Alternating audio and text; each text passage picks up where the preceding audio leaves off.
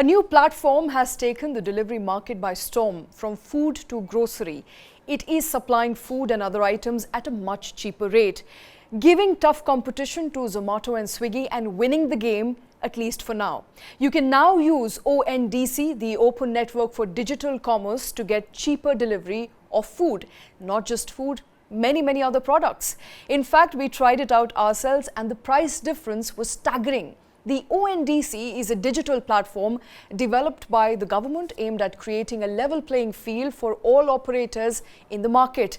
It facilitates a direct interface between sellers and consumers while ruling out the mediators through an open network. ONDC could be the biggest disruptor of the century, and for the likes of Zomato, Swiggy and others, it could disrupt their entire game.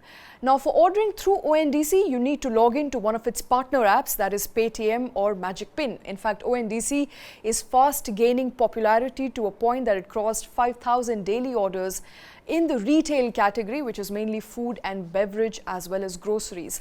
On the show today, what is the buzz around ONDC? How does it function? Why is it cheaper?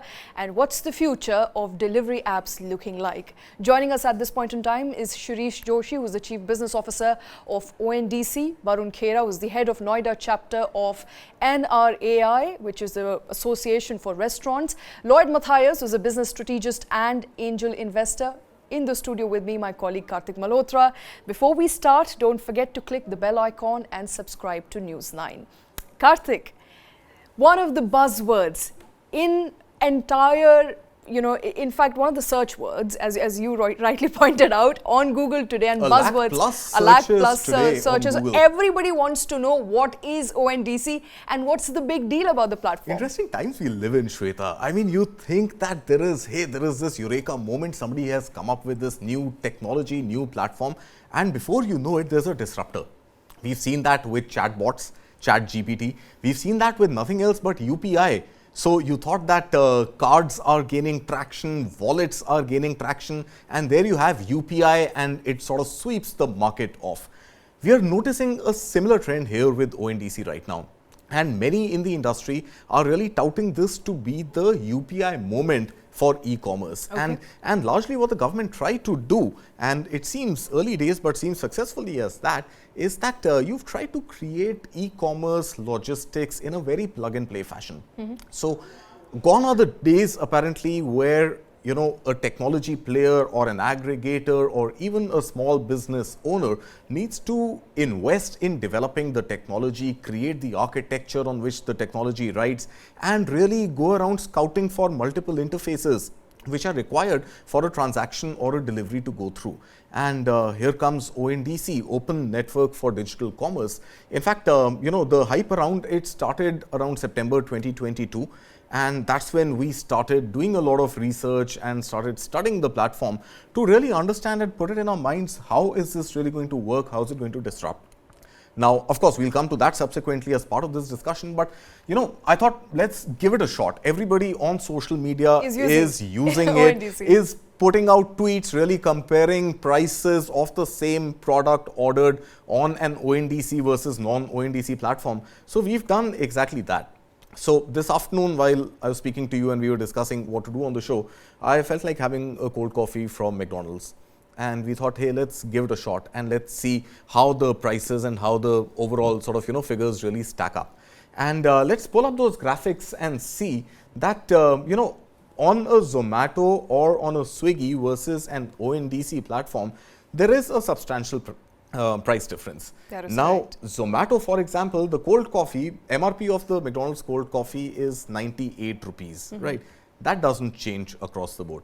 What changes, of course, is the delivery fee. What changes is the discount code. What changes are other sort of, aspects around it. So here we have it. So let's look at it. MRP of the cold coffee is 98 rupees across all, right? Ignore column D for now. We'll come to that. Present day on Zomato, a 98 rupees cold coffee is going to cost you 225 rupees. Okay. Right. On Swiggy, the same cold coffee is going to cost you 208 rupees. On ONDC today, it's costing you 107 rupees. So you say, hey, I'm getting it 50% cheaper through ONDC than any other platform. That but then correct. as business journalists, the devil is in the details. So you really love to crunch your numbers, and that is what I've tried to do in column D. So if you go back to the first slide, you'll see that the same 98 rupee cold coffee, if you remove the 7% discount, that ONDC which is offering ONDC is offering on Paytm right now, which I think McDonald's is offering, not ONDC. McDonald's on Paytm is offering a 7% discount, which is 6 rupees worth of discount. Look at ONDC itself, compare column C and column D. The delivery fee of 98 rupees has actually been slashed to 23 rupees. And we don't know if that's going to be discounting. Okay, I think it may not be long term. That's my assumption. That is why column D, I'm saying this is a long term assumption, and Shireesh is here, he'll be able to tell us.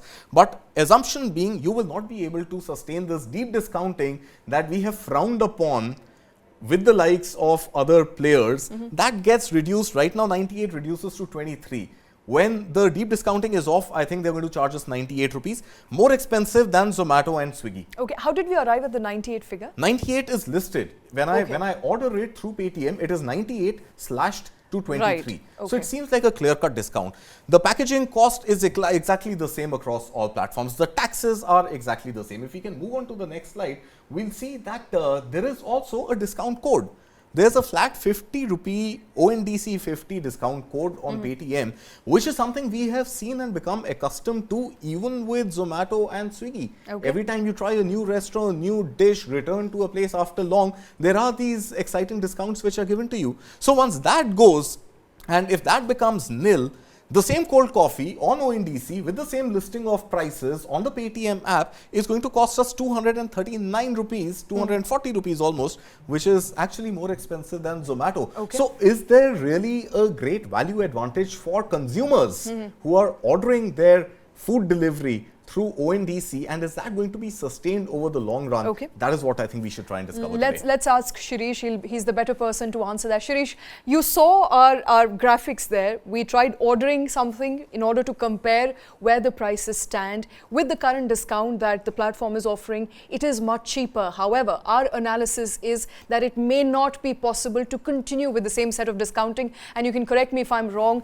Does that then mean that the predatory pricing, once that goes off, once the customer acquisition is done, we are going to get maybe a product at the same rate as others are offering, or maybe even higher? The original price of the item is the same, the packaging price is same. The only difference in the full-blown example that was done was that the delivery cost was different. Now, organizations have had time to hone a delivery system very perfectly catered to a solution.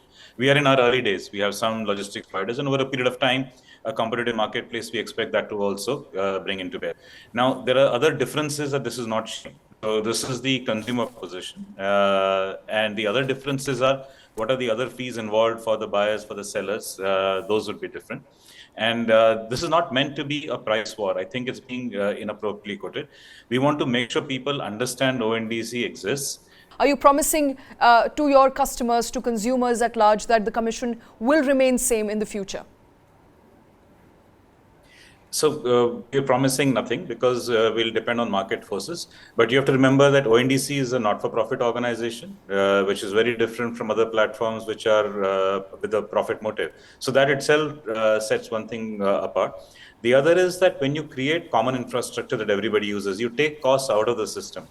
Now, it's one thing for a seller to have to spend to acquire customers, or a platform to acquire customers. But if you create a handshake between a few large platforms that have customers and a few large platforms that have sellers, you simply create the handshake. There is no customer acquisition cost. That has gone out of the system. So the whole idea of ONDC is to create a network where buyers and sellers can interact, where costs have been taken out of the system. So it's not about funding or discounting or price wars. It's really about creating a much more efficient system. Okay, Lloyd, let me try and come to you at this point and help us understand. Number one, what is the business of the government to get into business? That's the first question I want to throw at you. And secondly, how efficient is the model going to be if profitability is not likely to be a concern for ONDC? Eventually, it is going to be the taxpayers' money that funds ONDC as a platform.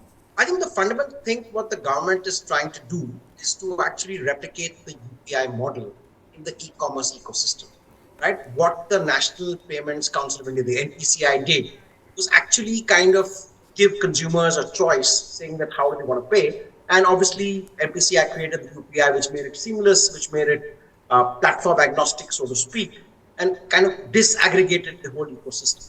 So I think effectively, as Shireesh said, as a not-for-profit, as a government set up entity owned by the Commerce Ministry, I think what ONDC is doing is disaggregating the ecosystem, right? So obviously, each of the big players, current players, they have their own preferences, they have their own logistics partners, they have their own payment ecosystems. On the positive, they're able to control the kind of consumer experience, knowing all that they know about your shopping or your eating behaviors. But on the downside, they also therefore have a very significant profit motive. Over time, you will get more loyal to one of the order delivery platforms more than the restaurant, and therefore they're able to A, squeeze the restaurant margins, B, kind of sell you other like-minded products and kind of upsell to you and increase your bill. I think what ONDC is doing is making the whole process more democratic. So you choose the food, you choose the outlet, you choose your so-called logistics partner or your mode of delivery, you choose your payment ecosystem. And effectively, by creating the handshakes, as they say, you're actually disaggregating the system, making it more transparent and certainly more price efficient. Now, will all consumers clearly go for the price thing? Is there to be seen. It clearly is a huge, huge advantage. If you could perhaps tell our viewers as to what are the big plans for ONDC and what sort of services can we now later on avail? What are you working on? Well, in a way, we are working on everything. So yes, grocery food is large, but we've also started auto rickshaw hailing in Bangalore and taxi hailing in Kochi. So mobility is live on a network.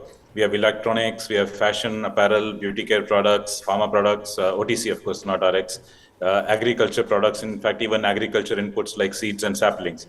Okay. So one by one, categories are coming on board. And within each category, the basic use cases right now being onboarded. But over a period of time, we will add more business flows, more kinds of operations. So you should expect that at some point in time in the future, all products, all services, all use cases will be live on the network. Okay. So you're essentially saying that I can buy my grocery, hail a cab, and also perhaps get my medicines through ONDC in future? Yes, it will be possible. And we've gotten used to the idea that we do different things in different places. But imagine going on a holiday, buying a flight ticket from the same app, adding that to the cart is your hotel room, adding that to the cart is your taxi to the airport, adding to cart are the guide services at the destination. You do that in a single cart and check out, not go to one place for your flight ticket, another for your hotel, another for your taxi, and so on. We went to your menu, one of the restaurants that you operate, and we saw the menu online, and then we tried clicking on the menu on Swiggy and tried ordering the same stuff. We realized that your MRP, or the rate at which you're selling products, Varun, in your restaurant is different from what Swiggy is selling it to us, and after maybe applying discount is more or less the same. It just brings me to a larger question, which is, as consumers, we are told they are giving us high discounts, and I have nothing against Swiggy and Zomato, but it is the way they are fooling consumers at large who don't understand that if you are to go and buy or eat the same stuff in the restaurant, it's going to be much cheaper as opposed to when you're ordering it at home. Totally right. Because it is again because what exactly, sorry if I can come in there, what exactly is the markup price based on? How is it that certain products, foods are inflated? Why is their prices inflated? Is there a way they do it? What sort of algorithm goes behind it? So see, there is no particular algorithm at the restaurant, and I will say what happens. It's at a very larger perspective. Is that to absorb the commissions, to absorb the discounting, the deep discounting which is being provided on these particular apps, most of the restaurateurs generally go ahead and actually jack up their price. What happens is, because when we are delivering directly, the customer is ordering us through our direct website, they're definitely getting a better rate, better delivery services. However, when they are ordering food from Zomato and Swiggy, we have to absorb the commission rates of Zomato and Swiggy somewhere. And these are the ideas which are being discussed and deliberated between Swiggy, Zomato and the restaurateurs together. My data is fairly well protected when I'm going to a restaurant and making a purchase. So is the case actually even with in dining at restaurants, where I go, I order, the waiter takes my order, comes back with a bill, and I pay it. Very seldom will you actually find a restaurant bill with my name on it. Restaurant bill, I agree with you. That I agree. That's what I'm talking about, because now if my details are available with every restaurant, I don't know who is the manager. They're not available. there. Allow I me don't to know what finish. level of Allow me to cybersecurity they finish. have in place. So if ONDC makes my Allow me data to very finish. transparently available, yeah, go ahead, please. Yeah. So there is, first of all, ONDC does not keep any data. Second, your data only goes to the entity, the seller. In this case, the restaurant is the seller. The buyer platform is not the seller. So if you get invoice from Swiggy, Swiggy knows who you are because in the eyes of e-commerce, Swiggy is the seller for you. So the seller has to make the invoice. That's required because you're paying money. You need an invoice, and to make an invoice, you need a name. And so that is only going to the person that you've actually placed an order from. When you Okay. search for cold coffee, as in that instance, all the restaurants that got to know there was a search for cold coffee and responded will not even know whether that cold coffee actually got bought from someone or not. Only Okay. the party on which the order was actually placed will know it, and that party has to pack it and send it to you. So an address is needed to send the product to, and an invoice has to be created. So that's a legal requirement. It's not an optional thing. Whichever party is generating the invoice and issuing the delivery has to know the name for the invoice and has to know the address. And that's the only place where the data is. So seller platforms have to take care. Everybody has to obey the law of the land. And so data privacy rules apply to everyone, including those who have their applications on ONDC. ONDC itself does not have data, and this notion that all data is made available to everyone is completely erroneous. It's not even available to ONDC, let alone to other sellers. Okay.